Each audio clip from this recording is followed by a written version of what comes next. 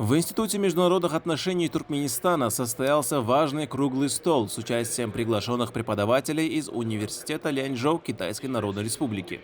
Эта встреча стала площадкой для детального обмена мнениями между представителями двух дружественных стран по вопросам подготовки высококвалифицированных специалистов и реализации совместных аналитических проектов.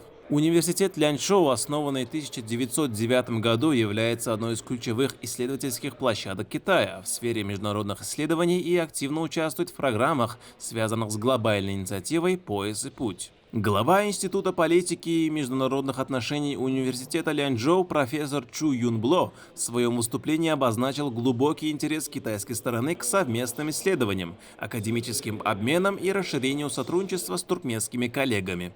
Представители туркменской стороны обозначили ключевые направления для сотрудничества. В своих выступлениях они акцентировали внимание на анализе процессов в Центральной Азии и их влиянии на региональную стабильность, развитии практических исследовательских подходов в дипломатии, а также на значении социальных факторов в формировании международных связей и важности междисциплинарного подхода в анализе. По итогам конструктивного обсуждения стороны согласовали дальнейшие шаги по развитию партнерства, подтвердив готовность увеличить число совместных мероприятий и экспертных встреч для расширения обмена опытом и углубления практического сотрудничества.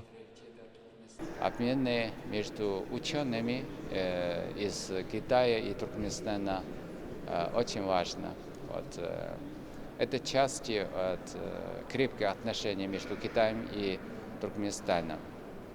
Ныне китайско-туркменское отношение находится на самом хорошем, самом высшем состоянии с момента, как эти отношения были установлены.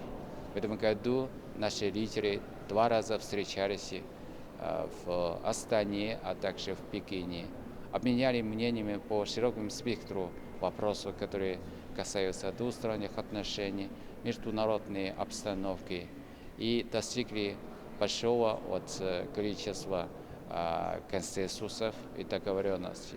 И ныне с нашей страны и с туркменской стороны крепкое желание реализовать все эти договоренности. Я думаю, сегодняшний круглый стол именно один из шагов, которые направлены на реализацию этих договоренностей.